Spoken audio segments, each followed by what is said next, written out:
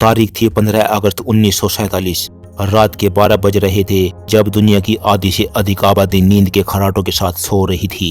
उस वक्त भारत की आजादी का वो सुनहरा अध्याय लिखा जा रहा था जिसका हम कई सालों से इंतजार कर रहे थे। अंग्रेजी हुकूमत से आजाद होने की खुशी इतनी अधिक थी कि सब लोगों की आंखों में सिर्फ आने वाले आजाद भारत के वो सुनहरे पल नजर आ रहे थे जिसे पहले कई सालों से अंग्रेजों ने अपनी कैद में कर रखे थे।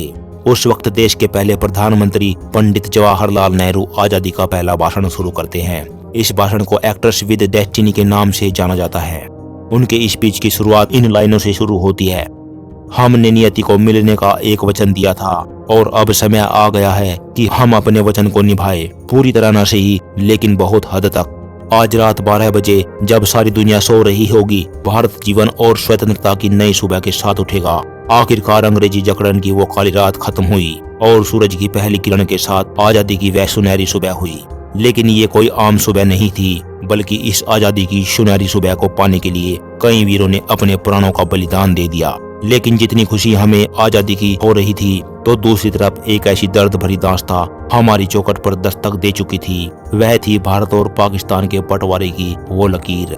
उस लकीर ने भारत और पाकिस्तान को दो अलग अलग भागों में बांट दिया और ये एक ऐसी लकीर थी जिसका खामियाजा हजारों लोगों ने अपनी जान देकर चुकाया और करोड़ों लोग अपने बसे बसाए घरों को छोड़ने के लिए मजबूर हो गए। कुछ महीने पहले जो देशवासी आपस में भाई भाई की तरह मिलकर अंग्रेजी हुकूमत से लड़ने मरने के लिए तैयार थे, वह बंटवारे की लकीर की वजह से एक दूसरे के खूनी दुश्मन बन चुके थे। बंटवारे के इस विस्थापन में इंसानियत पूरी तरह खत्म हो गई। 15 अगस्त 1947 के 9 दिन पहले 60 मुसलमानों का कत्ल अमृतसर में कर दिया गया। इसके ठीक 2 दिन बाद यानी 6 अगस्त 1947 को 74 सिखों का कत्ल लुधियाना फिरोजपुर रोड जलालाबाद के पास कर दिया गया। साल 1947 के अगस्त महीने के पहले सप्ताह के भीतर ही खून खराबे से अमृतसर की जमीन लाल रंग ले चुकी थी। हर रोज तकरीबन 100 से अधिक लोग अपनी जान गंवाकर बंटवारे की कीमत चुका रहे थे। उस दर्द भरी दास्तां को आज देखा तो नहीं जा सकता, लेकिन उस पल के हर एक दर्द को महसूस किया जा सकता है। आजादी के 48 घंटे पहले यानी 13 अगस्त 1947 को लाहौर से अमृतसर के लिए एक ट्रेन रवाना होती है। लाहौर के मुगलपुरा स्टेशन से चली ट्रेन में अमृतसर एक भी जिंदा इंसान नहीं पहुंचता। 42 हिंदू सिखों को ट्रेन पकड़ने से पहले ही मौत के घाट उतार दिया गया। जब पंजाब बंटवारे की आग की लपटों में जल रहा था, उस वक्त दिल्ली रेलवे स्टेशन से पाकिस्तान स्पेशल ट्रेन पाकिस्तान के लिए रवाना हुई, जिसमें पाकिस्तान जाने वाले सरकारी अफसर, कर्मचारी और उनके परिवार मौजूद थे।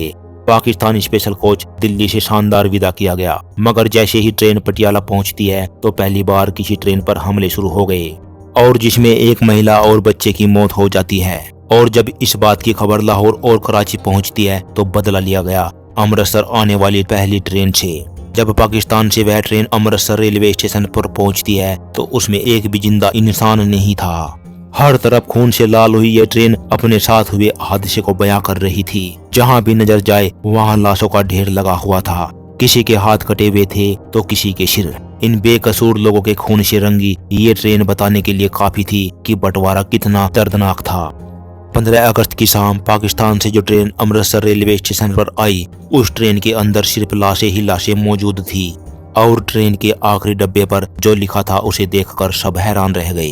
उस ट्रेन के आखिरी डब्बे पर एक पर्चा छपा था जिस पर लिखा था, पटेल और नेहरू के लिए आजादी का ये तोहफा है। इसके बाद दोनों तरफ से आने वाली ट्रेनों में लोगों को मारा जाने लगा, जिसमें कई बेकसूर लोग बलि चढ़ गए। हजारों लोगों को रातों रात अपना घर छोड़कर भारत की ओर पलायन करना पड़ा, जबकि भारत से भी कई हजारों लोगों को भी यहाँ से अपना घर बार छोड़कर पाकिस्तान की तरफ जाना पड़ा। कई बहन बेटियों की इज्जत लूट ली गई। सरहदों को आपस में जोड़ने वाली रेलगाड़ियां हजारों लोगों के लिए जिंदा ताबूत बन गई। ये बंटवारा इंसानी इतिहास का आज भी काला अध्याय माना जाता है, जिसके बारे में आज भी सुनते हैं तो शरीर में एक अलग प्रकार की सिरहन पैदा हो जाती है। भारत और पाकिस्तान का बंटवारा करने में मोहम्मद अली जिन्ना का सबसे बड़ा रोल था। अगर मोहम्मद अली जिन्ना राजनीति में नहीं होते तो शायद कोई समझौता हो जाता और आज का पाकिस्तान नहीं होता। मोहम्मद अली जिन्ना भारत के पहले प्रधानमंत्री बनना चाहते थे। फिर जिन्ना को यह लगा कि मैं पूरे भारत का प्रधानमंत्री तो नहीं बन सकता, लेकिन पाकिस्तान का जरूर बन सकता हूँ। और फिर वही हुआ। 30 जून 1947 की वही तारीख है जिस दिन भारत की आजादी की तारीख को तय किया गया और मोहम्मद अली जिन्ना के पाकिस्तान को अलग करने की भी जिद पूरी हो गई। इस दिन 15 अगस्त 1947 तारीख को तय किया गया था और दिन बचे थे 73। इन 73 दिनों में जमीन का बंटवारा, लोगों का बंटवारा और भारत में जमा रुपयों का बंटवारा, इसके साथ ही रिजर्व बैंक के खजाने में पड़ी सोने की ईंटें, सब कुछ बांट देना था, जो कि इतना भी आसान नहीं था। बंटवारे का ये काम अनुभवी अधिकारियों के हवाले किया गया। इनका नाम था HM पटेल और दूसरे थे चौधरी मोहम्मद अली। ये दोनों लोग बंटवारे में महत्वपूर्ण भूमिका अदा कर रहे थे। इनके नीचे भी कई छोटे मोटे अधिकारी काम कर रहे थे जो अलग अलग एरिया से रिपोर्ट बनाकर इनके पास भेज रहे थे। इन्हीं रिपोर्टों के आधार पर ये दोनों अधिकारी बंटवारे की सिफारिश तैयार करते थे, जिन्हें आगे विभाजन परिषद के पास भेजा जाता था, जिनके अध्यक्ष थे खुद लॉर्ड माउंटबेटन। पैसों का बंटवारा कुछ इस तरह हुआ कि भारत की बैंकों में पड़ा पैसा, अंग्रेजों से मिलने वाले पैसों में से 17.5% हिस्सा पाकिस्तान को दिया जाएगा और इसके बदले पाकिस्तान भारत के ऋण का 17.5% हिस्सा चुकाएगा। इसके अलावा भारत के सरकारी दफ्तरों में पड़ी अचल संपत्ति का 80% हिस्सा भारत के लिए और 20% हिस्सा पाकिस्तान के लिए तय किया गया। फिर इन दफ्तरों में पड़े हर उस चीज का बंटवारा किया गया था। मेज, कुर्सियां और टाइपराइटर तक की गिनती करके भारत पाकिस्तान में बांट दिया गया। इन सब चीजों को आपस में बांटने के लिए कई जगहों पर लड़ाई तक हुई। इसके अलावा भारत की लाइब्रेरी में पड़ी पुस्तकों को लेकर भी इन दो मुल्कों के बीच पेच फंस गया।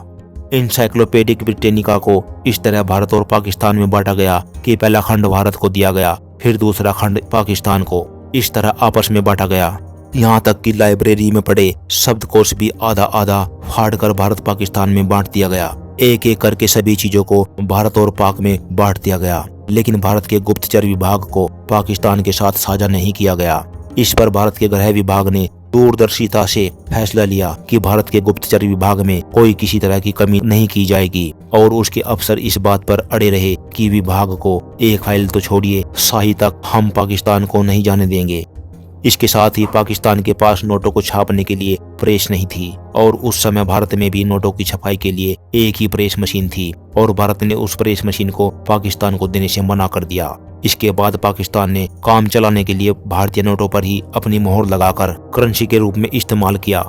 इसके अलावा एक बंटवारा और अहम था, वह था भारतीय सेना का, जिसमें हिंदू, मुस्लिम, सिख सब थे। भारतीय सेना के 2/3 सैनिक भारत के हिस्से में आने थे और 1/3 सैनिक पाकिस्तान के हिस्से में आने थे। बाकी चीजों की तरह इन वीर योद्धाओं का भी बंटवारा किया जाना तय था। दोस्तों, ये बंटवारा बेहद दर्द भरी कहानी लेकर आया था। ये कहानी हम आज भी सुनते हैं तो हमारी आंखों में आंसू आ जाते हैं, जिसमें लाखों करोड़ों लोग अपना घर छोड़ने को मजबूर हो गए थे। दोस्तों, इसके बारे में आप क्या सोचते हैं? क्या ये बंटवारा सही था या गलत? अपनी राय हमें कमेंट में जरूर बताएं। उम्मीद करते हैं यह वीडियो आपको जरूर पसंद आई होगी। वीडियो में यहाँ तक बने रहने के लिए आप सबका धन्यवाद।